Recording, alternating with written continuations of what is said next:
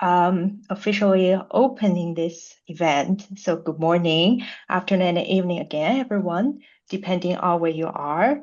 Welcome to our Interregional Dialogue webinar first, Practices in Shaping Human-Centered AI Integration in Education, themed Staying Human with AI, the Future of Learning. My name is Ruixi Liu, a Program Coordinator from UNESCO International Research and Training Center for Rural Education, or you can call it INROAD. This webinar explores regional practices of balancing AI technology and humanistic value in education, covering sharing dilemmas and the localized solutions from Latin America, Europe, Asia, and Africa. This event is jointly hosted by OBRIL, Global Smart Education Network, GSENet, and UNESCO INROAD. It serves as a key preparatory online activity ahead of the fourth Interregional Dialogue, which will take place in Addis Ababa from 13 to 17 December. So you can check the information of the dialogue via OBRIL's official website. We will now move to the welcoming remarks and the event introduction, where three distinguished representatives from our co-organizing institutions will deliver opening addresses to set the tone for today's discussion. So first, we will have Dr. Zhao Yuchi, Executive Director of UNESCO INROAD, to give us his welcoming remarks. So I will give the floor to Dr. Zhao. Thank you, Rishi, for giving me the floor. Distinguished speakers, colleagues, and dear friends, it is my great pleasure on behalf of the UNESCO International Research and Training Center for Education, INROAD, to warmly welcome you to webinar 1 of Interregional Dialogue series, themed on practices in shaping human-centered AI integration education. I would like to express our sincere appreciation to all the speakers and participants joining us today for this meaningful exchange. We gather today at a pivotal moment. Artificial intelligence is reshaping education at an unprecedented pace, offering powerful tools for personalized learning, intelligent assessment, and expanded access. Yet, as we embrace these possibilities, we must consider prudently how we safeguard the human essence of education while harnessing the potential of AI. This challenge is global, but its manifestations are local, from digital infrastructure gaps in rural communities to issues of teacher training, data privacy, and ethical frameworks. Each region brings distinct experiences and hard-won insights. That is precisely why interregional dialogue matters. By sharing our practices, our successes, our failures, and the problems we encountered, we can move beyond isolated pilots towards coherent policies that place human agency at the center. Today, we are privileged to hear from experts across Africa, Asia, Europe, and Latin America. Your institutional strategies will illuminate the pathways forward. I hope today's exchange will inspire new ideas, strengthen partnerships, and contribute to more effective approaches to smart agriculture training. Thank you for being part of this conversation. I wish us all a productive, inspiring session. Thank you. Back to you, Rishi. Thank you so much, Dr. Zhao. And I see there are many participants across the globe are joining this event, and we are very excited. And next, we will welcome Professor Huang Ronghuai, Co-Dean of the Smart Learning Institute of Beijing Normal University and a UNESCO Chair on AI in Education, representing the Global Smart Education Network, to give us a welcoming words. Unfortunately, Professor Huang cannot join the webinar due to a conflicting schedule, but he recorded his welcoming words to all the participants. Distinguished colleagues, dear friends, good afternoon, and a very warm welcome to all of you. I'm Huang Ronghuai, Co-Dean of the Smart Learning Institute at Beijing Normal University, UNESCO Chair on Artificial Intelligence in Education, and the Secretary General of GSENet. It is my great pleasure to welcome you to the first interregional webinar jointly organized by OBRIL, the UNESCO International Research and Training Center for Rural Education, and the Global Smart Education Network. Today, participants from different regions of the world have come together around a question that is becoming increasingly important for all of us. How can we stay human in the age of artificial intelligence. Artificial intelligence is advancing at an unprecedented pace. It is reshaping the way we learn, teach, assess, and even create knowledge. Across the world, governments, universities, and schools are actively exploring how AI can transform education and support more inclusive, personalized, and lifelong learning. Today, we often talk about the transformation brought by AI. But I believe we should pay equal attention to what is changing and what should never change. Technology will continue to evolve. Learning environments will continue to change. The roles of teachers and learners will also be redefined. But what should never change is the purpose of education. Education is and always will be about cultivating human beings. It is about supporting every learner's growth, nurturing curiosity and creativity, strengthening critical thinking and ethical judgment, and helping every individual become an active, responsible, and compassionate member of society. Therefore, AI should never replace human agency. Instead, it should augment human intelligence, empower teachers, enrich learning experiences, and enable every learner to flourish. The ultimate goal of AI in education is not to make education more technological, but to make it more human. This is exactly why the theme of today's webinar, Staying Human with AI, is so timely and meaningful. It reminds us that the future of education is not determined by technology alone. It depends on how we align technological innovation with educational values, human dignity, and the common good. Today's webinar brings together perspectives from Europe, China, Southeast Asia, Africa, and Latin America.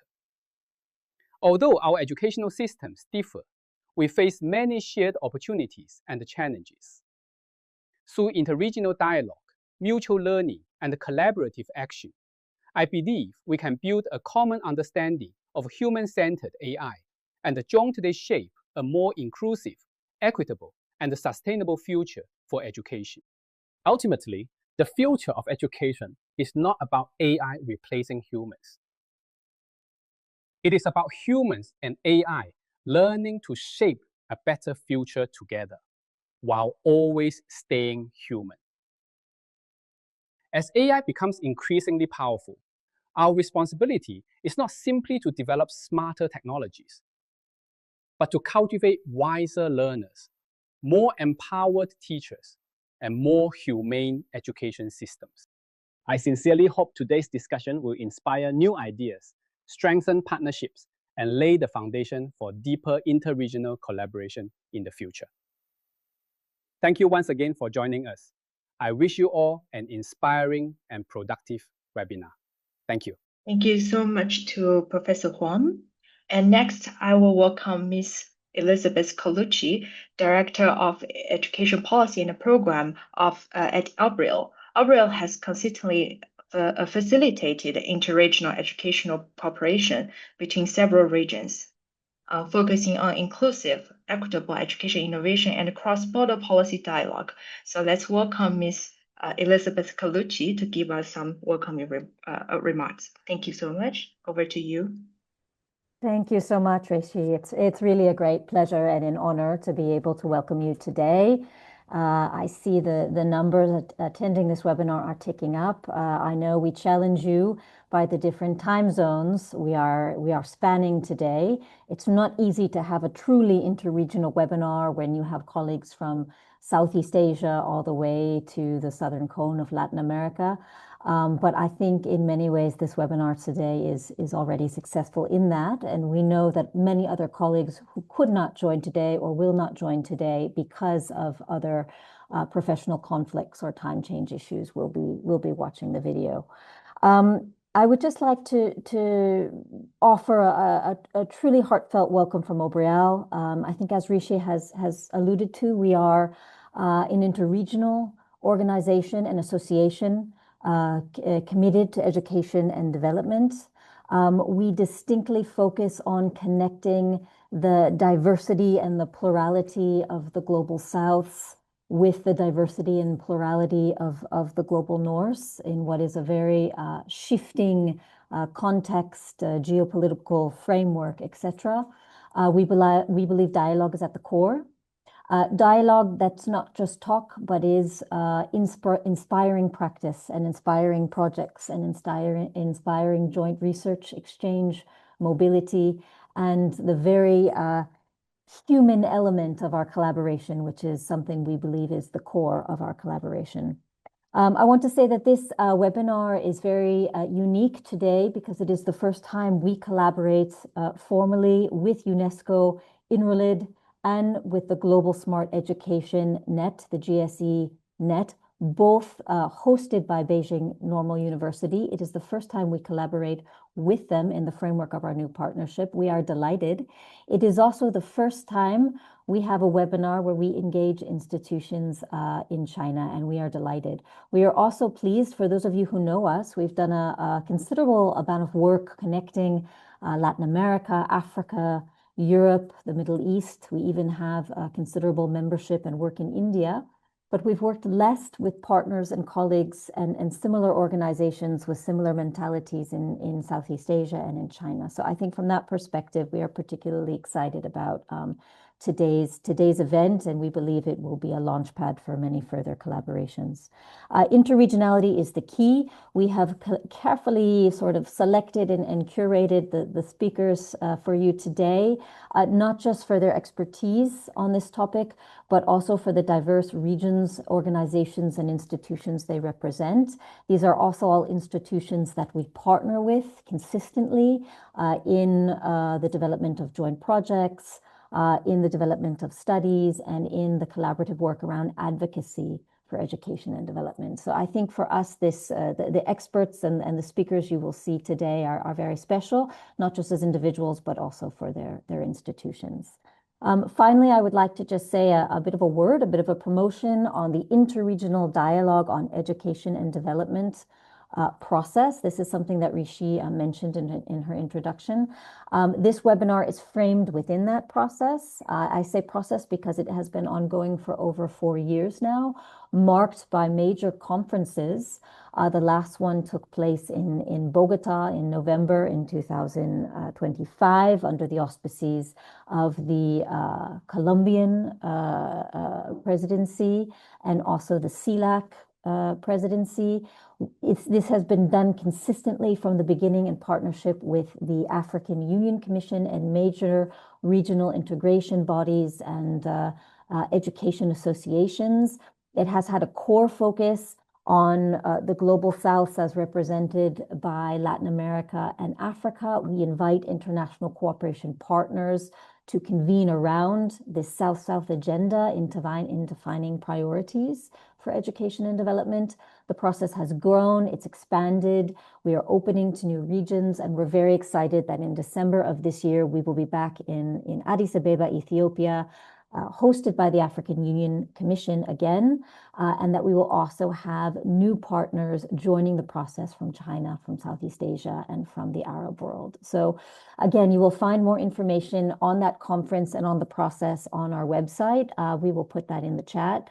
And I just wanted to say that the results of this webinar today and tomorrow's webinar, please come back tomorrow where we will hear from youth innovators on this topic. The results will be featured at the conference in December and will inspire our further work together. So thank you, everyone. I will close there. It's an exciting panel today. You will hear more from my colleague, Nicholas Patrici, our Director of Strategy. And thank you again to the partners for coming together around this very important endeavor. Thank you so much, Elizabeth. Yes, as you mentioned, this collaboration between us is really excited, and we are so happy to see so many participants and our speakers across different regions, and regardless of the time zone difference, join our webinars. And just one small side information about the opening. So Professor Huang's video remarks actually was made by the AI digital Professor Huang. And it was really real for me because he was typing through WeChat to wish the success of our webinars. So just share this side information. And after the three distinguished representatives' opening words, and now let me officially hand over the floor to our session moderator, Dr. Nicholas Patrici, Director for Strategy at Obril. So without further ado, let's begin today's discussion. Over to you, Nicholas. Thank you very much. Good morning, good afternoon, everybody. I will invite the panelists to turn on the cameras so we make this a friendly conversation. Today we will have 5 panelists, 2 representing regions and 3 representing institutions. I will make a very short introduction of each of them and thanking them once again for being here with us. We have Professor Slezak, I pronounced it corrected. He's the director of the AI Institute of the University of Buenos Aires and a researcher of the Argentine Research Council. We will have Professor Juan. She is a professor of the Beijing Normal University and the chair of the Artificial Intelligence Institute there. And then we have Pambos Brasidas. Professor Brasidas is the executive director of CARDET and professor of the University of Nicosia in Cyprus and a very good friend of us. He has been working with us for many, many years. And on the other block of the session, we'll have Professor, here I have the names, I don't want to make a mistake, Professor Somsaman. Professor Somsaman is from Thailand. He's a former certain director of the Southeast Asian Ministers of Education Organization Regional Center for STEM Education in Thailand.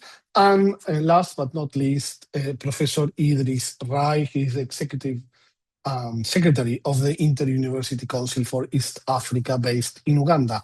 So we have Thailand, China, Argentina, Cyprus, Uganda, more or less the whole globe represented here. The methodology we will be following is very simple. I will give each of the speakers, starting with my Argentinian compatriot, 7 minutes to make a presentation, and then we will have a first round of Q&A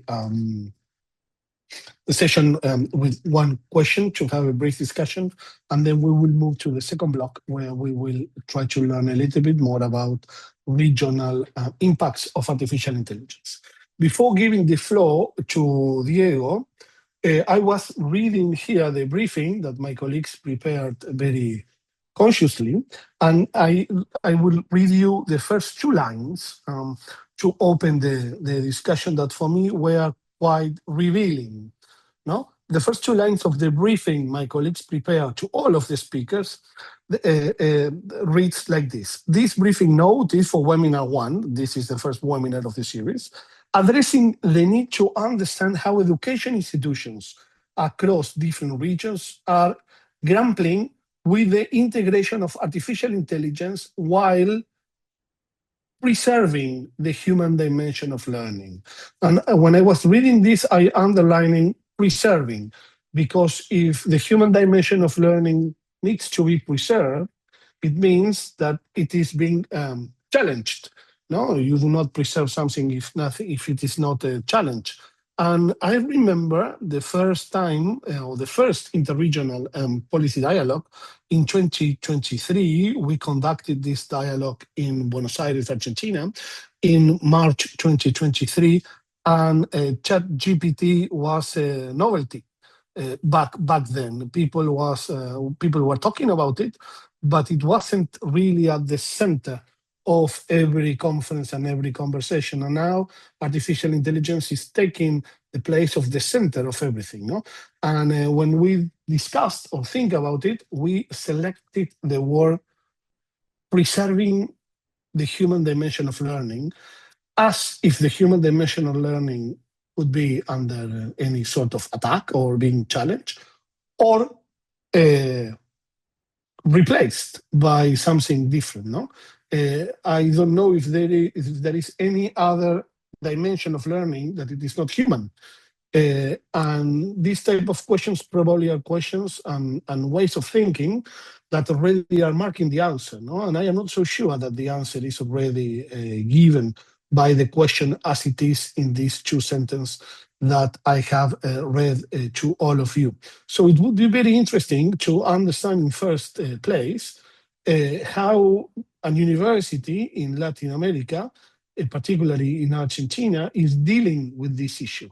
If the technology is being integrated into learning, if it is becoming a tool for learning, if learning is really being challenged, or any dimension of learning is being challenged, or it is a problem of approaching methodological tools to guarantee, let's say, true learning capacities among students, or if learning is being transformed, and how an institution, in this case in Argentina, is dealing with it. Then we will have the answer from China and from Europe, and probably there are different perspectives on this topic. So first, Diego, the floor is yours. What's the experience or answer in Argentina? Are you preserving the human dimension of learning or not? Okay, Nicolas, thank you very much for the kind introduction and inviting me for the conference and all the organizers. For me, it's a pleasure to be here. I prepared some slides to present my lab and university and how we are involving this learning, preserving the humanity around learning, in our case, in the university environment. So I will share my screen.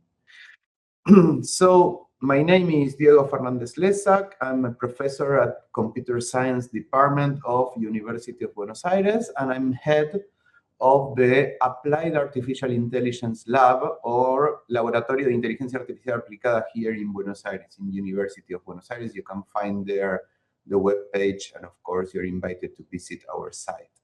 I'm professor at the University of Buenos Aires and also researcher at the research institution here in Argentina called CONICET. So let me start with a very brief summary of our university. This is one of the biggest and most important universities of Latin America. We have 13 faculties with more than 6 hospitals, museums, 300,000 students, almost 30,000 professors, and more than 110 degrees of all kind you can imagine. So from artists to social science, computer science, whatever you can imagine, there is some degree in our University of Buenos Aires.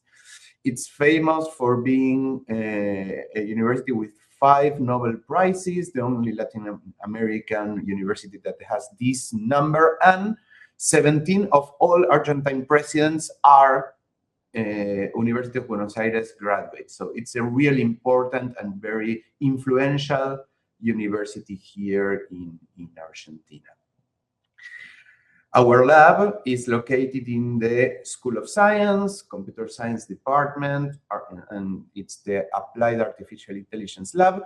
And we have research areas that goes from foundations on machine learning, so very theoretical and methodological and handwritten AI, machine learning. We also do some neuroscience on measuring signals from the brain, from the heart, from breathing, and every measure that we can extract from human behavior. We do a lot of speech and audio processing, natural language processing, and computer vision with this applied kind of research and education, where we are generating new algorithms, but more than generating these new algorithms, we are very updated to the state-of-the-art AI research in all conferences on these topics, and we incorporate this kind of technology on going to the next application domain that we can imagine with this state-of-the-art artificial intelligence tools. For instance, we have a lot of applications in education, I will tell you about now, but also in health or even in gaming or things like that. So let me give you a very brief summary on some courses that we started on December last year. So university has a hierarchical structure that you have the university, the School of Science, and then the computer, the different departments. In these three hierarchical steps, you have the science advisors of each of the hierarchy. So I'm part of the computer science department, advisors of science on AI, also in the School of Science.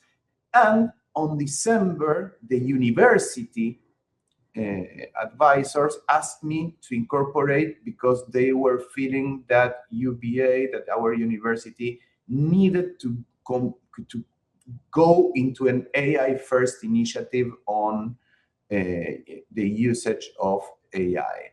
So we designed 3 different courses on December, so it's like 6 months ago, 7 months ago, for administration people, where we started training administrative people that writes the grants, the proposals or the grants evaluation, but all the administrative, not scientific people, not professors.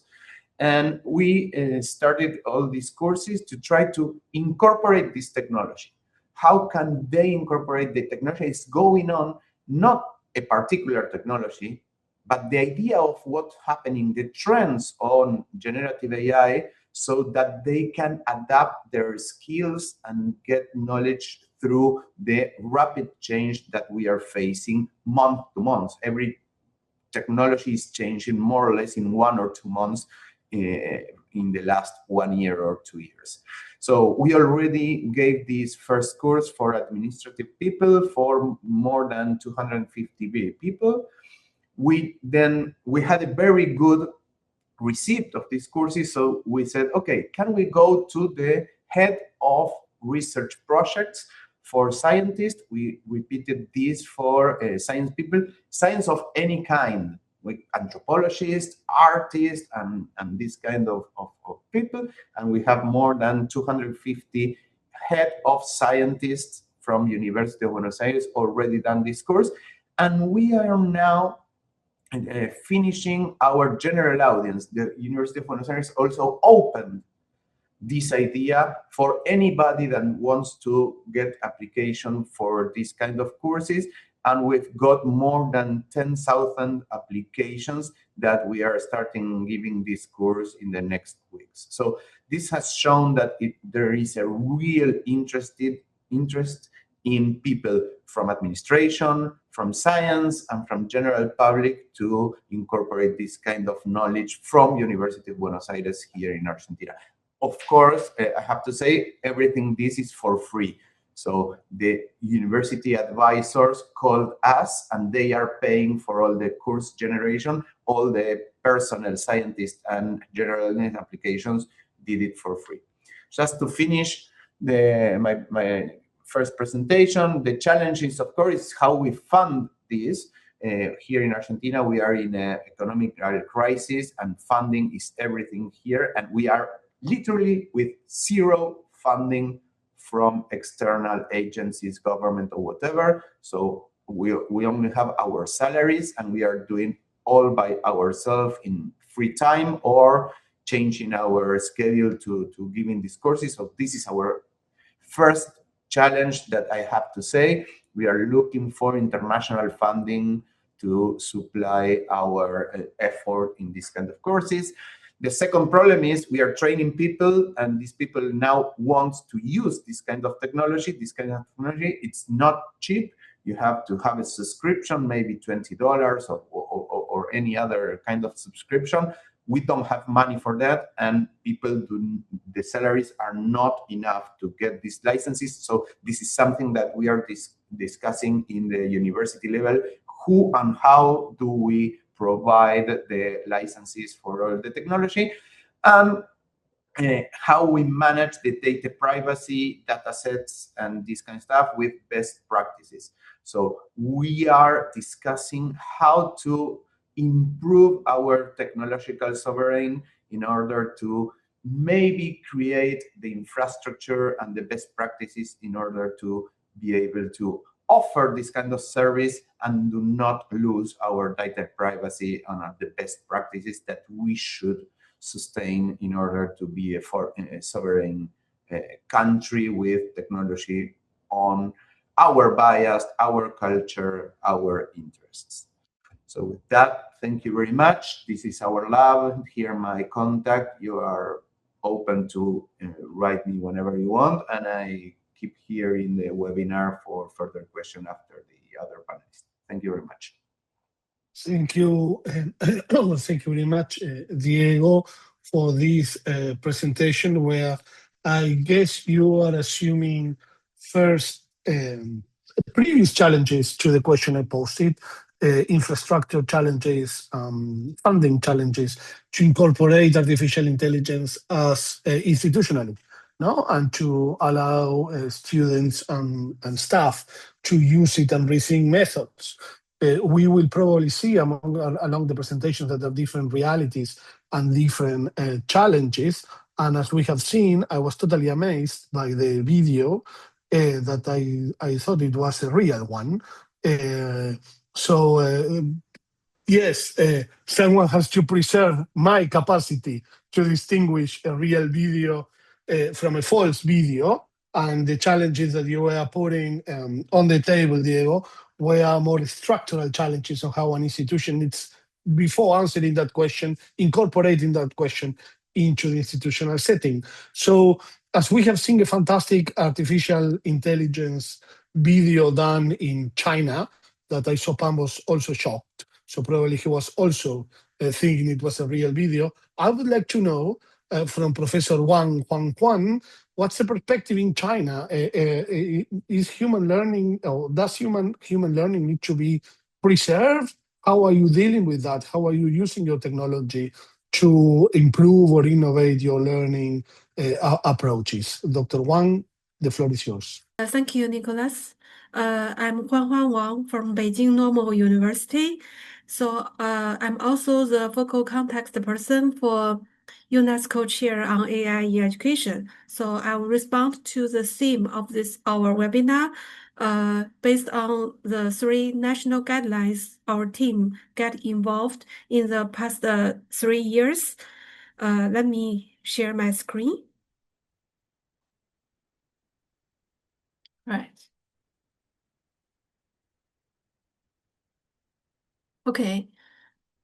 So I'd like to use our team's work based on the development of 3 national guidelines regarding AI in education to talk about China's evolving guidance for human-centered AI in education. So in the past 3 years, from 2024 to now, our team helped the Ministry of Education in China. We support the development of 3 national guidelines. So the first one is K-12 AI General Education Guidelines, and the second one is a guideline for the use of generative AI in K-12 education. And the most latest one we help developed this year is the Ethics of AI in Education reference framework. So these 3 initiatives related to the guidelines respond to 3 interconnected questions. So the first one is, what should every learner know and be able to do in the age of AI? What should every learner understand about AI? And the second one is about how generative AI actually should be used in teaching and learning. So in 2026, we have developed the third guideline. So that one is related to how we should define ethical boundaries and allocated responsibility when we work together with AI in education. So together, they reflect a shift from promoting AI adoption to building human capability, guiding appropriate use, and establishing accountable governance. So the policy challenge is therefore no longer simply whether to use AI. It is about how to preserve human agency, judgment, and responsibility while using AI. So next, we will go through the three major work our team get involved. So the first lesson is that human-centered AI begin with human capability. So we work together with a group of experts and policymakers and the frontline educators. We developed the guideline for AI general education for K-12. So AI general education should not aim to turn every student into an AI specialist. It should help all students to understand how AI works, use it appropriately, question its output, and recognize its social and ethical implications. This framework therefore integrate knowledge, skills, thinking, and value. So 4 layers of goals for AI general education.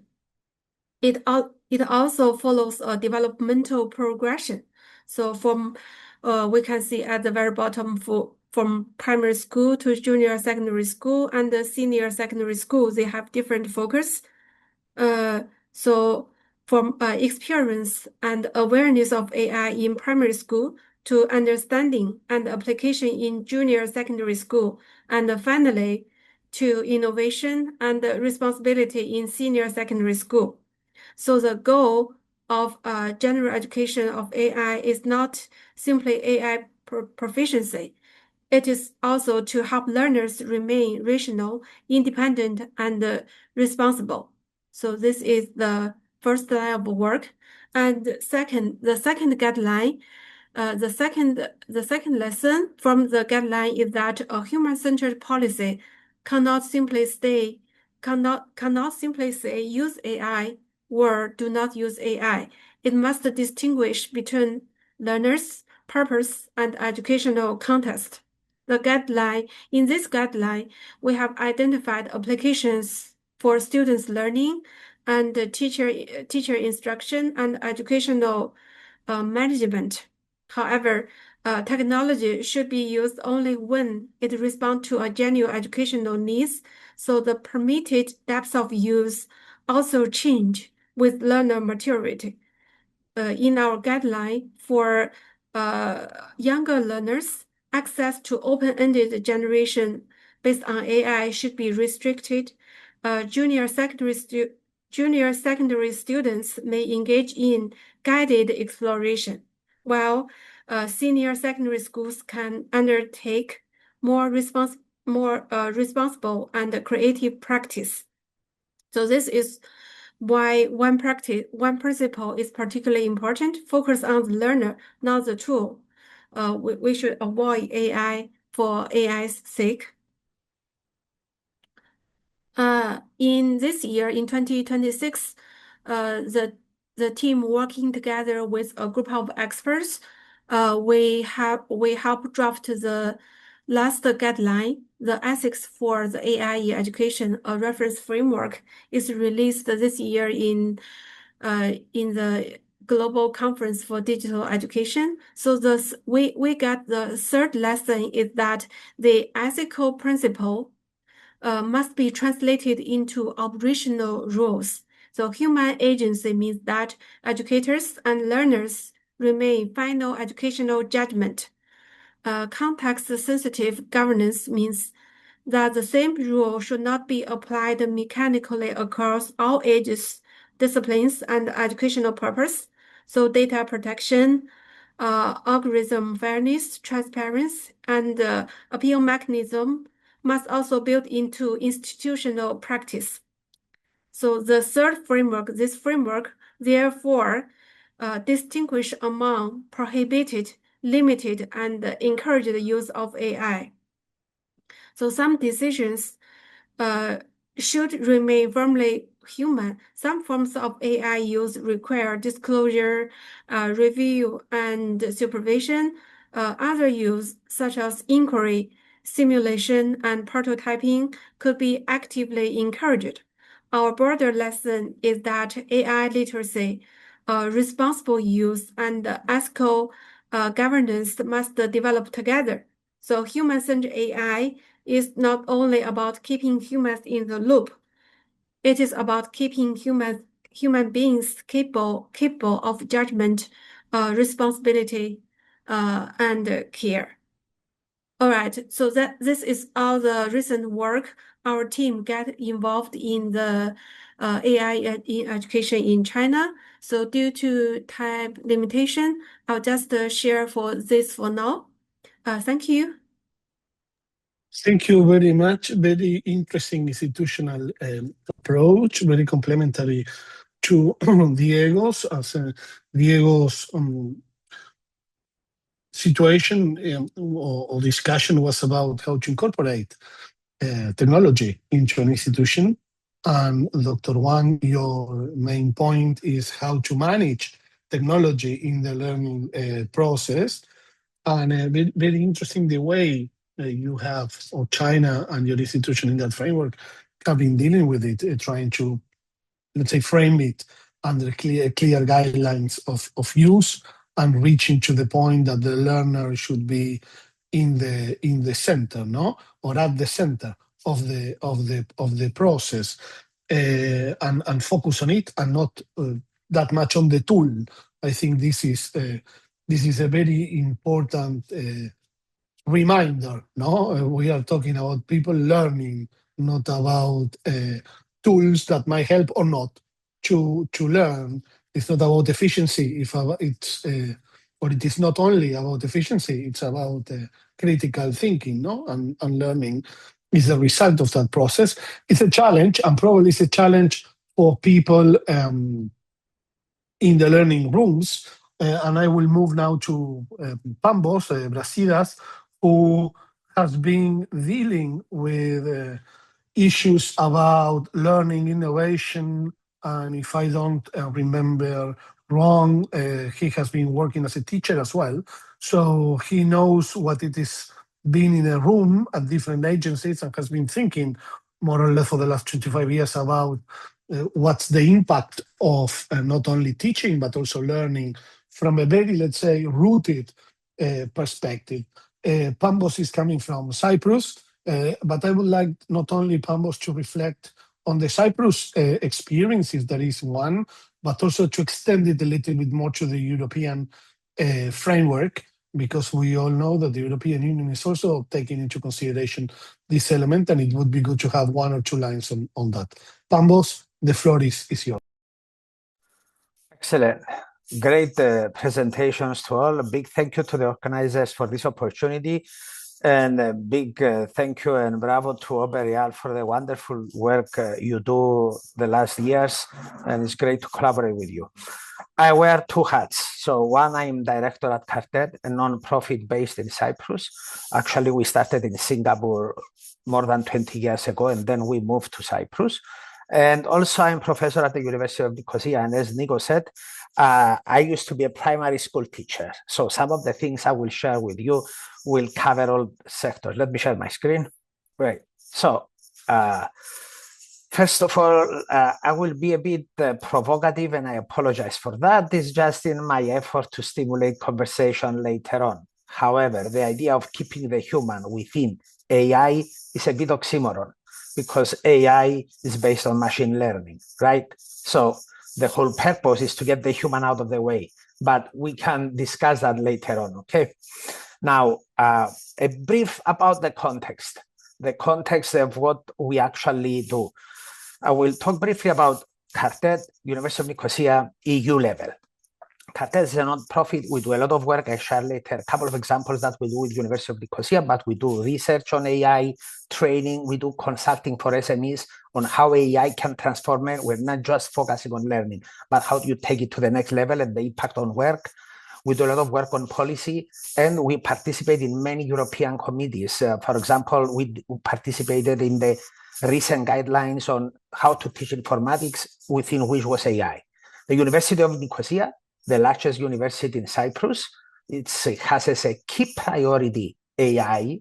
Actually, now with the investment in Unique Athens, which is a branch launched in Athens, a key strategic priority is AI, and there is a lot of work done there, not just academic programs, but actually how to integrate. But since the previous speakers already spoke about programs and how it's used in institutions, I will move to the EU level and then we can talk more. The European Commission tries for a very long time now to regulate AI before it innovates. And we are very known for that. And the most known approach of the European Commission is, the EU AI Act, as it's known, an effort to keep human agency intact and to offer somehow, how AI can augment human agency and not replace it, and then how to invest on trust, transparency, and have more human oversight in developing various systems. Okay, there are many guidelines by the EU. If you go to that link, all of them are there, meaning the ethical guidelines for educators, the DigiCom 3.0, the digital competency, has a specific section on AI now. There are many AI literacy frameworks, one that the OECD did with UNESCO and EU and so on. But let me reflect a bit now on the angle of education and what are the debates and discussions in Europe right now. For example, we have a lot of debate, digital or analog, print or paper-based. A lot of countries, particularly for early years, primary, they're getting rid of technology. They go back to print-based, and we need to think about why is that? Banning technology, is it the solution? And how to balance innovation with regulation, and where does the human come in and the artificial, right? We follow all this. We know all the affordances that AI can do. It's unbelievable how fast things are changing. And the most challenging thing is that for the first time, we have a technology that has a life of its own. It learns on its own and it grows on its own. And there are a lot of examples of that. However, to look at how to maintain the human within, we have to think about when to use AI, what ages shall we start using, how, what does it mean to know something today? What does it mean? How do we assess skills, competencies, when now all these large language models, they can do miracles? Regarding work, adoption and transformation. I mean, there is a lot of research that shows, I think the recent one I saw, around 90% of big companies that use AI, they say they haven't seen return on investment yet, even though we see a big replacement of jobs, cutting jobs, and so on. And then check this out, the impact of AI on well-being in and out of schools. One of the most frequent use of Gen AI in the US, for example, and this is a report by Harvard Business Review, okay, is not, the number one use, therapy and companionship. Think about that for a second, okay? Therapy and companionship. So what is the impact of all these technologies and algorithms? And we know, for example, AI's impact on learning. Okay, it's a bit too early to see, but if you look at the history of education and technology, it's not the tool, it's the method the tool allows. So until we see the method that the AI will allow, we get mixed results so far. And we can discuss that later on with all of you and see how exactly can we maintain the human within the equation when we talk about learning in primary, in secondary, in higher education, and in professional learning. Now, all the ethical considerations, they are there. We are aware, okay? Privacy, equity, transparency, and so on. And there are many examples on that. But one of the things we had to reflect during this brief intervention has to do also with the key challenges. First, digital divide, unequal capacity. The digital divide will keep getting bigger and longer. Balancing regulation and innovation. This is a big discussion in the European Commission right now. How much regulation and how to allow innovation without providing barriers. And then how to turn that regulation into consistent practice. Technology sovereignty that the first speaker mentioned, very important. think about it, the 7 large language models, none of them is based on the EU, in EU, okay? It's not European. So there is a big discussion over that as well. And of course, protecting human judgment and so on. Very briefly, a couple of initiatives we do at inside the European level, because these are European level projects. One is called AI Literacy Framework. We are actually formulating training for teachers and co-designing with teachers what it means to be literate with AI. And one of the key findings, literacy is the important thing, not AI, but we can discuss it. The other one is permanent digital.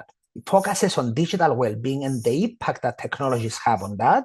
And the last one of the most recent ones, Collect Data. It's a big policy experiment for ministries involved and for research institutions on how data should be used for education decision-making, how it's used, and what are the gaps and what the data governance model can be. And moving forward, very briefly, I think important things we should be discussing is literacy. Because if you think about it, that's the innovation that large language models bring. They allow for everybody using language models and talking and language to work with AI and all the other issues, criticality, agility, ethical, and so on. So the fundamental question is not about human versus the machine or how to keep it, how to learn to thrive together, the human and the machine. And I stop there. Thank you. Thank you, Pambos. Very interesting perspective. 3 presentations so far from 3 different and complementary perspectives. I have a question for the 3 of you before moving to the next block. The question has been more or less already answered during your presentation, no? Because we wanted to ask you about the tensions between the ideal situation where, let's say, there is a human-centered artificial intelligence approach and the reality of institutions in trying to, let's say, reach that point. I will give you 2 or 3 minutes to each of you to answer or to reflect on that.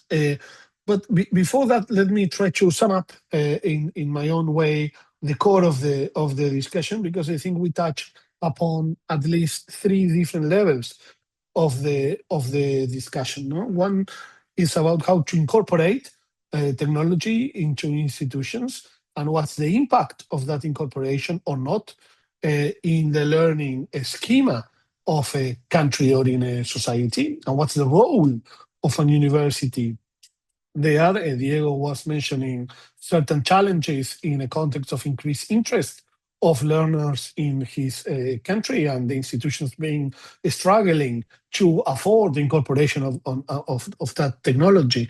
And then you, Pamos, mentioned related to that another level, which is the policy or political level regarding the social impact of the incorporation of technology as a must in the institutional scheme. As you mentioned, digital inequality, problems with access, literacy and how to deal with literacy, etc. And then Professor Wang, probably with Pambos, were touching upon the most, I would say, philosophical question regarding AI, which is basically how to put the human being at the center of the learning process and moving AI as a tool. I was trying to think while I was listening to you, if not the most important human point of learning is to make a question or to learn how to make relevant questions. And if AI is able to make relevant questions, no? But probably this is it's a question for the future and not from now, as institutions are trying to, let's say, resolve the problem of AI from different perspectives with national guidelines, with regional guidelines, as Pambos was mentioning, or with institutional approaches, as Diego was putting on the table. So 2 minutes to each of you to continue reflecting about this tension between the ideal situation where the tool is used to increase literacy, reduce poverty, let's say reduce inequality, get more opportunities, and the reality of different institutions and different countries training, infrastructure, digital literacy, etc. I will start with Dr. Wang, then we'll move to Diego, and then finish with Pambos. Okay. So regarding the tension and the challenge, so based on my personal perception, I will say one of the most critical challenges is that the gap between high-level policy or principles and the everyday educational practice. So based on my observation, there is already a lot of agreement that AI should be ethical, a lot of principles. But however, as teachers and institutions, we still face very practical questions like how AI should be used in curriculum design, classroom teaching, and assessment. And for human AI collaborative teaching and learning, how responsibilities should be reallocated. So in sum, I would say the challenge is not the absence of principle, but the difficulty of translating principle into practice. So at Beijing Normal University, Beijing Normal University is one of the top university featured in teacher education. So in our university, we are making contributions in several ways. So first, the university is promoting AI-enabled teaching platform, including AI plus X course. A lot of the university provided some funding for the teachers to develop a course to learn about AI or using AI to empower teaching. So they've already created a lot of teaching resources. And the second is in our university, we are developing AI supported platforms for teachers' professional development. And then, as what I just shared in the previous presentation, so in our university, we also make contributions to our country for policy and practical guidance, just like the three guidance we have developed. And the next part is about the technology innovation. So in Beijing Normal University, either in the Faculty of Education or the College of AI, we are making efforts to develop customized large models for especially used in AI. For example, in Faculty of Education, the working teams, they are asking all the teachers to share their PowerPoints, their textbooks, so that they can feed into their developed customized models, and with specific design and some embedded interventions, they can help the teachers and the students to maintain their agency. So this is the technology solution, and also the other one is education, instructional strategy solution. So we are trying to change our method for teaching, use more experienced learning, and project-based learning to push students to more actively engage in the learning process. In this way, try to avoid their agency be hurt. Yeah, that's my observation. Thank you. Thank you very much, Dr. Wang. It's interesting to see how the conversation goes from policy to learning methodologies all the time in the different presentations. Diego, your time, your 3 minutes.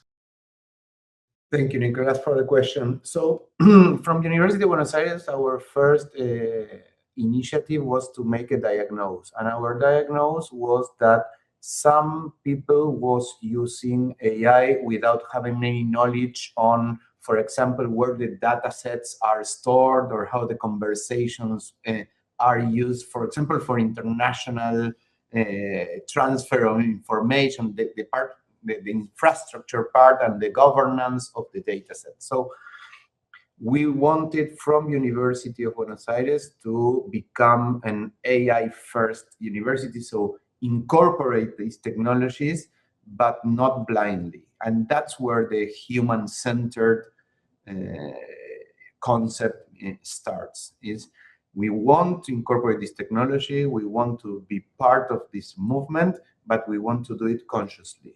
So we started with these courses so that we talk of these very difficult topics to talk. So where the data set, what is the permissions you are giving when you accept the terms of agreements or this kind of stuff, and offer different technologies and companies and different Gen AIs, so that people that use this technology do know how they are using it, but also offer them the capacity of what I think is the most important skill now in the whole learning process, from primary school students to university or even old administrative people, that is the adaptation. So technology is changing at a very fast pace, impossible to be updated to the everyday change. So the main ability to gain now, the main skill that people need now is adaptation, how to incorporate the rapid change of technology. So our courses will focus on that: governance, sovereign technology, data privacy. Technology is available now, but not to focus on particular details of the current technology, but on the general topics that help people adapt into the next one that will be coming in the next month. It's not something that we are talking to 5 years. It's something that we are talking to what's going to happen on the next update that companies will be giving in the next conference or product presentation. So our approach to incorporated AI is going that way, in a human-centered way, not focusing on primary school students, but on university and the, let's say, high-level people on the university in different perspectives, administrative, academics, or general audience, and do it in a good way, in a best practice way, in a sovereign way, and not do it blindly without taking into account the governance and all the, let's say, legal and governance information that is needed to use this kind of technology. So that's it. Thank you very much, Diego. Ambos? Thank you all. I will continue where Diego left on the fact that things are changing so fast. In reality, we have no clue what we are doing. If you think about it, there is no enough evidence yet. I remember when Gen AI came out a few years back, the big debate and all the gurus of AI were talking about abundance. Do you remember the term abundance? There will be more for everybody. Where in reality, what is happening so far, it's a few companies getting richer and bigger, big corporations firing people, and then there is a big redistribution of wealth, probably what's happening. So this myth of abundance is kind of out of the loop. And what happens with universities now, for example, in AI, we don't know when students are doing what they are doing. I was reading a report lately, and some universities, for the exam, they want to do it paper-based. They don't allow students to use laptops or technology because they will use AI. It reminds me the reaction when the calculators came out. When I was in high school about 40 years ago, okay, we were prohibited to take calculators to the exams. We had to know by heart and do all the calculation formulas. It took many years to accept that we can distribute the cognition and power to a system. So this tension of regulation, controlling when something is real and not, is not going to go away soon. And I think we have a lot of learning to do and a lot of research to actually be able to document and try to keep the human within the equation. And I will stop there to give the floor maybe to others. Thank you. Thank you, Pambo. Thank you, Diego, and thank you, Dr. Wang, for these interventions. Pambos was finishing talking about uncertainties, and Diego and Dr. Juan were mentioning the importance of the ecosystems where institutions live. No, both of them were talking about national problems or national frameworks, either funding issues or ethical guidelines, and Pamos were mentioning also the impact of in the European Union and that the appearances of AI is having. So we have the chance now to move to regional perspectives and try to see how all this is impacting in sub-regional ecosystems where probably there are different countries and different type of institutions, facing different problems and offering different solutions. And I would like to understand, Dr. Somsam, the experience in Southeast Asia, not only in Thailand, but in the region as a whole. And then immediately after, we will have also the chance to see how this is impacting in the eastern part of Africa, and in particular, where all these, let's say, sub-regions are making an effort to try to integrate more, no, and finding a common ground to work together. So, what's the experience in Southeast Asia? Thank you so much, Nicholas. And that's the perfect transition from the national level to the regional level.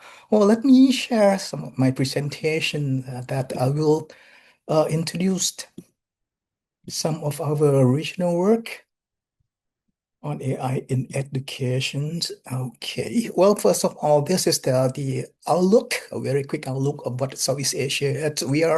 Well, you look at the world map, the red part of the map at Southeast Asia, which consists of 11 countries, a lot smaller than our African Union and EU. But our population is quite significant, about 690 million, and we are the 5th largest economy. In terms of educations, number of students, we have 120 million for basic education and more than 20 million for tertiary. But the level of education of accomplishment in the region is widely different. Looking at the PISA score, we have the top one country at the top of the PISA ranking, and 4 countries at the very bottom of the PISA ranking. So a wide variety of differences in the education in the field. So the way that we try to integrate all the region together is we have some of the organizations which cover the integrations. One is the ASEAN. ASEAN is covering 11 member countries, and but the ASEAN is the level of the leader. We have another organization which is CIMIO, which I was the former director of the CIMIO Center in STEM education. CIMIO covering education, science, and culture only. So this is the relevance for CIMIO to taking care of the AI in education. And we also have UNESCO, which we have UNESCO Bangkok and also UNESCO Jakarta as well. Well, for the regional effort, we have a variety of efforts that happen in the regional level. Well, the picture on the left side, there's a teacher professional development course that offer to all of the 11 member countries. And currently we have about 8 million people that participate in that kind of teacher professional learning development. And on the right-hand side, we look at a different level. On the policy level, we also have a working groups, which every member country send a representative to share with us the idea to update with how AI has been applied to the education in the national countries. So we update each other of what happened and what are the problem, what would happen. For the student level, we also have some kind of competitions on hackathon. Last year, we collaborate with the Beijing Normal University and also UNESCO in Lowlands and hosting those kind of workshop for teacher on education planning and on AI in the era of AI. And for infrastructure, this is the one that is quite unique for us. And we have the regional LLM, which developed by Singapore, which utilize the resources from all around the regions to build this LLM. And for ethic and the human center, we also have the ASEAN level guideline for the AI, the ethic of AI. So this is something that happened. But look at all those initiatives. I want to see what happened in the competency after we have all those kind of initiatives. So I create a heat map by analyzing all those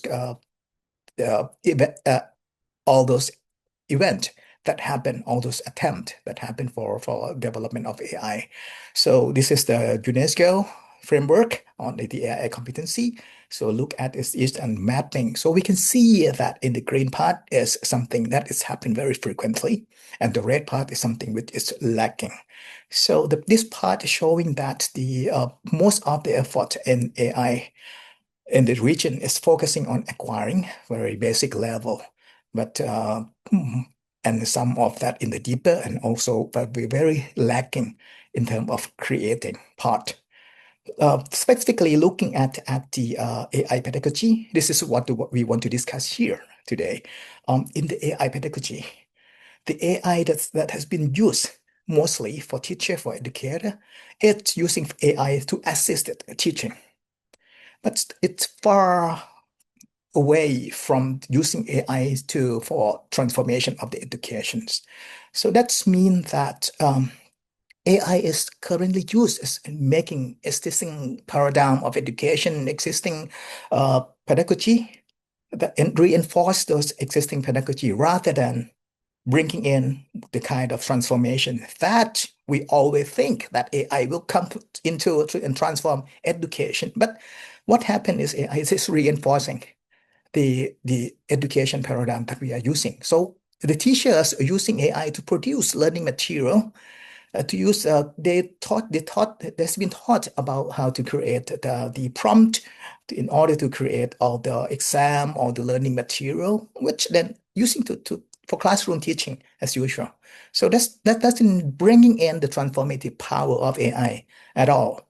So let's do a little decomposition of how we can make it as the transformative level of the AI.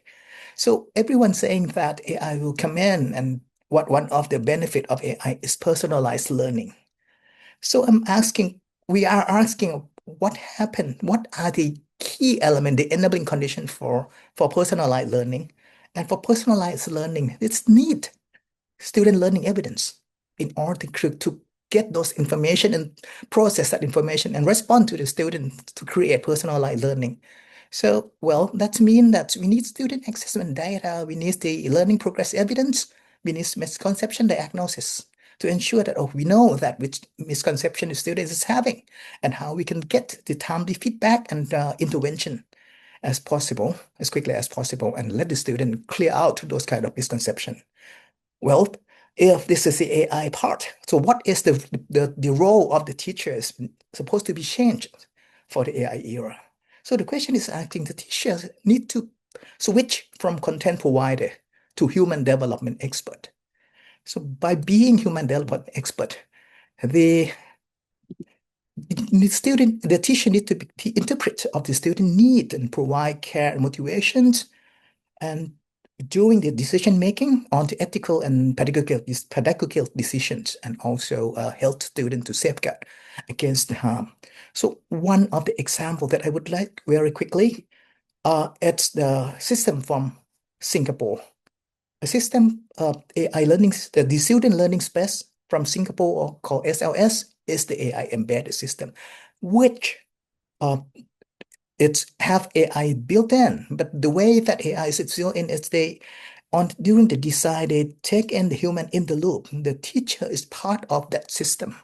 So when the student learning, the teacher seeing the learning evidence, the data from the student, and the AI analyze those information and then provide a teacher with the information. The teacher can intervene, can provide intervention, and can select certain kind of interventions to help the student to develop into the appropriate way. And that's the appropriate use of the AI in one of the country in our region, which I would like to bring up as the showcase for the AI system. And I think that's conclude my presentation. Sorry, I think I get over time there a little bit. Thank you so much. Thank you so much for the presentation and the approach that you had regarding the case of Southeast Asia, showing the disparity of situations across the regions. I think this is an important point. We are not on the same, let's say, point of departure of the discussion, and this is important. Let's move now to Africa, to our colleague Dr. Idris Rai from IUCA. It is the Eastern Africa, and the experience of IUCA is very interesting, or I find it very interesting for two main reasons. The first one is because there is a regional integration process, particularly in education, that the IUCA has been leading over the last decades in Eastern Africa.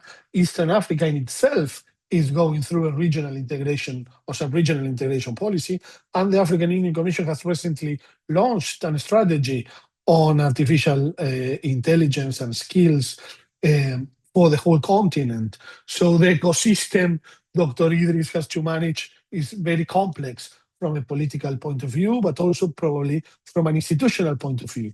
So what is your reflection on the topic and the experience in Eastern Africa? Thank you very much, Dr. Nicholas. First of all, let me take this opportunity to appreciate organizers of this important webinar, that is Obriel, which is our partner, UNESCO Enrolled, and Global Smart Education Network. The advantage of being the last one in a session like this is that many things have already been said. And I'll try my best to not repeat what people have already said and try to focus on what has not been said. But before I continue, what we see here today is that AI, the essence of AI is to humanize, sort of humanize machines. That is, to make machines do what humans have always been doing. And while we are doing that, we are concerned about how that will dehumanize humans or will machinize humans. And that is not an easy problem to solve, I think. And I think I appreciate this topic, this discussion, because it's the right time to discuss about how can we work in advance to dehumanize humans in the era whereby machines are being humanized increasingly. So as been introduced, I'm the Executive Secretary from the Inter-University Council for East Africa based in Kampala.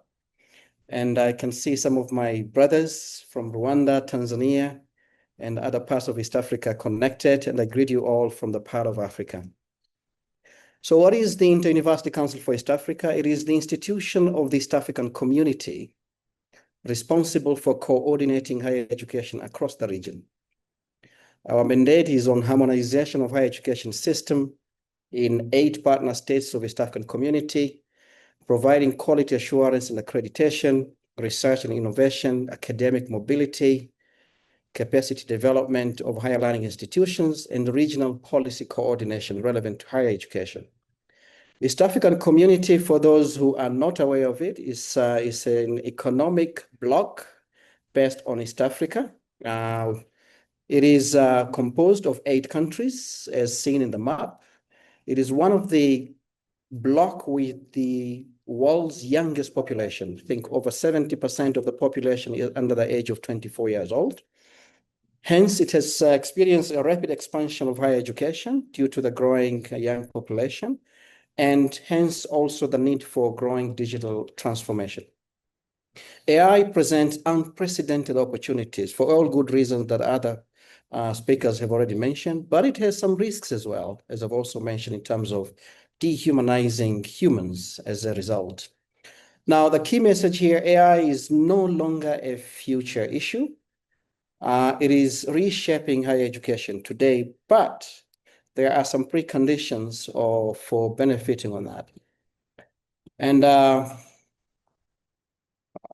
okay, want to go back to my slide. Okay. But we have critical challenges in the region, and that hinders us from benefiting from the benefits of the AI that brings in higher education. So how do we prepare universities for AI while ensuring learning remains human? Some of the challenges are limited institutional capacities. We do not have adequate, capable staff to teach some of the AI programs. Insufficient AI skills among educators, limited regional AI research collaborations, uneven digital infrastructure, fragmented data ecosystem, and lack of harmonized AI policies up to where we are. So our greatest concern is without coordinated action, universities risk becoming consumers of AI technologies rather than the developers of AI knowledge and innovation. And this is where IUSER sits. We are really trying to bridge that gap and bring to the community, staff and community, those benefits. So what are some policy responses and intervention that we do? First of all, before I proceed into the interventions, IUSER is embedding AI within the broader vision of East African higher education area. And those principles of East African higher education area includes harmonized higher education policies, regional quality assurance frameworks, digital transformation initiatives, academic mobility and collaborative research, partnerships supporting AI readiness across universities. So whatever we do, as far as AI is concerned, is embedded within all those pillars.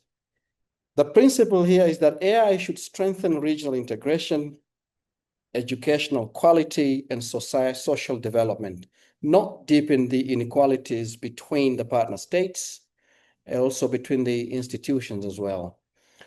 So we have a number of initiatives that we have already undertaken. Our first conference at IUSER, annual conference that deals with AI, was in June 2023. That was just about 7 months after the rise of ChatGPT. Probably we are the first one to come up with a specific conference to discuss about the disruption of AI in higher education. And the interventions basically are aimed at strengthening institutional capacity, squarely fitting on our mandate as IUSER. That includes teaching, preparing educators to effectively integrate AI into learning, research, building collaborative AI ecosystem, governance, involve developing policy, standards, and institutional readiness, and infrastructure, creating regional platforms for collaborations and innovation. The goal here is to move from isolated AI pilots to a coordinated regional ecosystem, aiming at strengthening higher learning institutions to provide the benefits of AI within the region here. So what are the key interventions? We have a number of key interventions that we are already working on. Some of them have already been finalized and in the implementation phase. One is building data readiness. This is the first intervention we did. And this one in recognizing that quality AI begins with quality data. We have developed regional guidelines for higher education data management. These guidelines are already implemented in a wide range of higher learning institutions in the region, with the aim of strengthening institutional data governance and promoting responsible data sharing across universities and also regulators, as well as regionally sharing that data with IUSER. The other intervention is empowering AI-ready educators. In partnership with UNESCO ICHE, based in China, Shenzhen, IUSER is implementing a regional program on AI for teaching, learning, and research. So far, we've trained over 150 academics in the first cohort last year. All of them obtained some micro-credentials. That UNESCO ICHE has a platform available for free, whereby academics and everybody can engage in learning various aspects of AI and other digital competencies for free, and then they provide micro-credentials. A second cohort is underway. We're planning to localize the content so that we can scale the number to avoid the challenges accessing that content in a platform far away. But also we are developing phase 2 on more advanced AI competencies, particularly for academics. Our objective here is to equip educators to use AI responsibly while maintaining academic integrity and pedagogy. And the other intervention is on preparing every graduate for the AI era. IUCA is coordinating the development of regional foundation AI module. And I've seen that also being presented by other speakers as well. What does that mean? Regional foundation module, AI module, means it should be compulsory for all undergraduate students in the region. It should be common regional learning, should provide common regional learning outcomes and provide AI literacy. Excuse me. Yeah, the other one is to provide ethical and responsible AI and human-centered use of AI. Without having the knowledge of AI, having AI literacy, it is impossible to stay as human. Definitely, we're going to be humanized and machinized by AI. So this is very important. Our vision here is every graduate should understand AI regardless of their field of study. As long as they go to university, they have to undergo basic foundational AI literacy course so that to spread the knowledge of AI, so that to avoid being dehumanized by AI. The other one is harmonizing AI governance. To support responsible adoption, IUCA is developing a regional policy framework on the use of AI in higher learning institutions for teaching, learning, research, and administration. We're planning to do that, to finalize that by the end of this year. But the framework will guide institutions on ethical use of AI, academic integrity, governance, and responsible use of AI as well. The fifth one is on developing institutional network called Regional Network of Excellence in AI. We have already gotten approval in the establishment of Center of Excellence in Artificial Intelligence. The idea is to build a network among the nodes. Each partner state of East African community provides one node. These are connected to provide a network of excellence for regional collaborative research and education in AI. Collaborative activities under the network include regional programs, benchmark development, as well as curricular core development, joint postgraduate program delivery by sharing resources from different institutions, shared computing resources, knowledge dissemination, and industry collaboration. We've already, in a collaboration with partners, established universities to be in that node, and we launched that node at the end of this July, the network, sorry, at the end of July in our annual conference in Nairobi. What is more important about achievement, about the work we do, is partnership. Partnership is the catalyst, and it's basically necessary. None of this can be achieved alone. That's what our strong belief is. Our ecosystem includes partnership with GIZ, this is a German agency, in establishing AAC, AI Alliance. This is East African Community Alliance, bringing together different actors to work on different aspects of AI for the region. We are one of the implementing partners. UNESCO, we are partnering with UNESCO in providing skills for the youth. UNESCO ICE, as I've mentioned, JICA, we're collaborating with JICA in developing the foundational module. Tencent as a partner, Arizona State University, Carnegie Corporation of New York, and a wide range of universities, industries, and national governments. The lesson here is that partnership transforms isolated projects into sustainable regional ecosystem. And this is what we're experiencing here at East African Community as far as AI, developing AI ecosystem is concerned.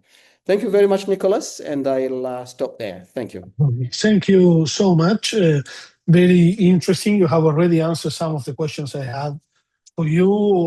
For all of you, I will ask all the panelists to turn on the camera.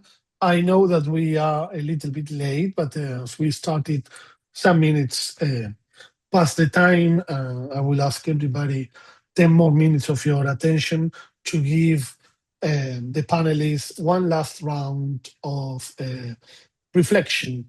And this last round of reflection would be about the differences you see among the different perspectives presented in this webinar. No, we heard different approaches, different responses from different regions, and Dr. Idris was finishing his presentation talking about the importance of collaborative approaches. No, it is probably easier to collaborate if we can identify one common line from where we can collaborate. No. What would be that common line if you have identified one? Because here we heard experiences from very different countries, very different regions, facing different challenges. So I would be happy if we can find one common point. Let's start with Dr. Idris, that I see he still has his mic on, and then we'll go backgrounds to Dr. Somsam, and then Pambos, and then Diego, and then Dr. Juan. 1 minute, your common approach. Thank you very much. As I said, as we are deliberating and discussing on how as we are humanizing machines, we're attempting to humanize machine. That's a very difficult task. As we are attempting to humanize machine, how can we dehumanize? Can we stop dehumanization or machinization of humans? I think the best way to do it is not to treat these two as separate challenges. I mean, they have a machine on the other hand being humanized, and on the other hand, how does the human being being machinized? I think we need to treat this parallelly. We need to treat AI as a companion rather than as a separate entity.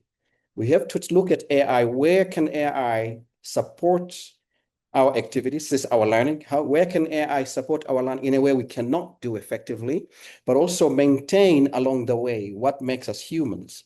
So this can only be done when people are aware of what AI is. How does it do it? How does it work? What are the limitations? What are the challenges?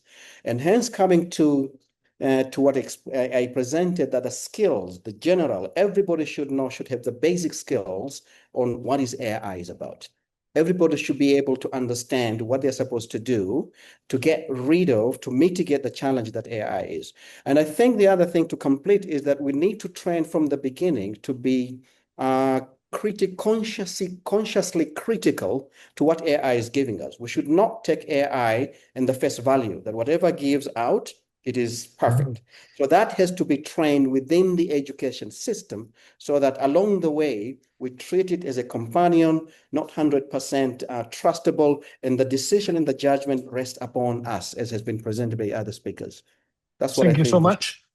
Thank you. Thank you so much, Dr. Somsam. From your perspective, what's the common ground? Dr. Idris were mentioning the importance of AI literacy.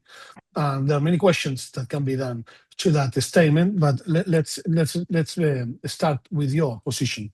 Sure. Well, for me, AI is still new and still improving and progressing. To some unknown that we probably need to catch up with. So, one of the concrete action I think that we do is we can develop an interregional evidence repository and critical review platform for AI in education use case. I mentioned the use case because this is there's a lot of claims about AI transformative power, but we need to examine carefully which application actually improve learning, support teacher, protect learner, and promote equity. Well, what I think the repository should not only collect good examples, it should analyze what problem each use case address, what evidence it provide, and what risk or unintended consequence it creates, and whether it's truly support human-centered learning. This is the key issue on the human-centered learning. This would help policymaker and institution move beyond isolate pilot and make decisions based on evidence rather than just speculation. And that's my point. Thank you so much. So more indicators and more evidence decision making. Let's move to Diego. So what I think I can make the remark for the closing, for this closing intervention is what we see and what everybody sees is that this technology is going much faster than human speed. So this is exponential in many different senses.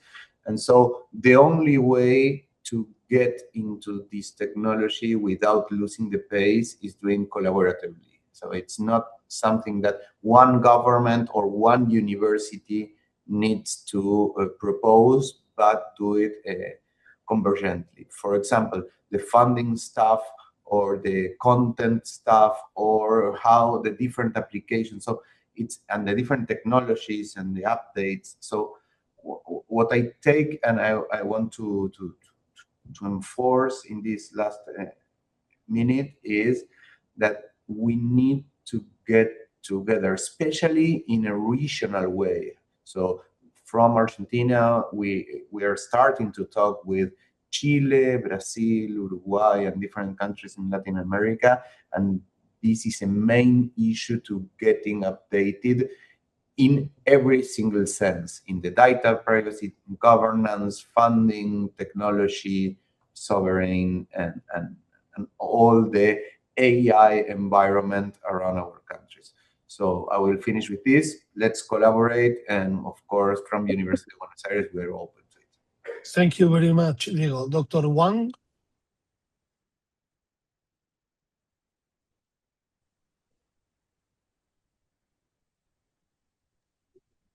Hi, can you hear me? Yes, we can. Yes, based on today's discussion, I personally feel in the next year we can at the policy level, maybe more funding opportunity could be provided for the technological companies or educational researchers to come up with the technical solutions or educational strategies which could be used in the daily classroom about how to protect learners' agency or teachers' agency in the human AI collaboration in teaching and learning. Yeah. Thank you very much, Dr. Wang. Pambos, your final minute. Thank you. Very good presentations and comments, and thank you, Perial, for this opportunity. From everything I heard, about 80% the list, it's very common. So we are all wasting resources doing the same thing in different regions, in different countries. Take, for example, ethical guidelines. We know how human learning takes place. We know about pedagogy. We know the importance of guidelines. So more collaboration will save resources.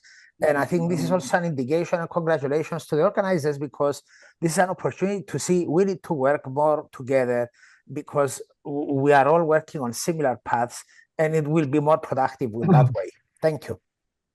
Thank you very much, Pambos, and thank you, all of you. I started the session underlying one point of the briefing regarding the preserving of the human dimension. And probably if I would have to suggest my colleagues who prepare this briefing to do a new briefing, I would suggest to do it differently because I learned quite a lot. And the first thing I learned is that, as Pambos was saying, there are a lot of common approaches, a need of a collaborative approach to this. But I also learned that the discussion probably could be divided in two main blocks. The first block concerns issues that all of you have raised and presented, from access to the use of AI, to ethical problems, to governance. Who has access to AI, under which infrastructure, how you incorporate AI to institutions, how teachers and institutions should use AI. But there is also a second question that hasn't been addressed so deeply, probably because it is much more difficult and the political aspect of that question is very relevant. To recall Pambos' example of the calculator, no? The question is, what does it mean for a human to learn? What learning is? This is a deep political question in a context where some of the actions, the outputs of the knowledge can be done by machines now. No, but the first element to create knowledge is to be able to post a good question on the table, and we don't yet know. Hello, colleagues. Sorry, I think we have Nicolas is frozen. Yeah. He was trying to leave us with some concluding words. In case he doesn't make the connection back, I would like to just take a moment before we close to make an announcement that this conversation actually will continue tomorrow in a different format. Sorry, I got frozen. I am back. Yeah, you're back. Okay, continue on, Nico. Sorry. I was just about to announce tomorrow's webinar. This is the problem of technology. You see, sometimes it doesn't work. No, I just wanted to conclude with that there are two elements, one very institutional policy oriented, and another one that it is also important, and probably Elizabeth was announcing that tomorrow we'll have a webinar on youth based on the effect or the impact of AI in young people and how young people are seeing this element from different regions, and I think it is very important. Thank you, everybody, for attending, for your presentation, Pambos, Diego, Dr. Wang, Idris, and Dr. Somansan, and of course, our colleagues from INRULED and the Normal University in Beijing. I don't know if it is Liu Xi or Elizabeth who will close this. I stop before my connection goes off again. Thank you. Thank you so much, Nico. Indeed, we've gone over the time, but I think we had such rich presentations that choice was well justified.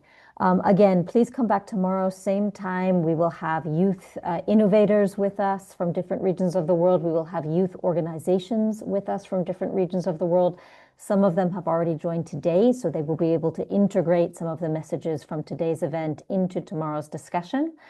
This conversation will continue also at the Interregional Dialogue on Education and Development, as we announced earlier, taking place in December of this year in Addis Ababa. Warm thank you again to all the panelists. Excellent. The video will be made available to everyone who joined and also couldn't join today.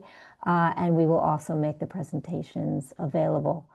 Thank you, everyone. Thank you, UNESCO INRULED. Thank you to the GSE Net. It's been a very rich afternoon, and we look forward to seeing you again, hopefully tomorrow. Thank you. Bye-bye. Thank you so much. Thank you, everyone. Thank you. Bye-bye.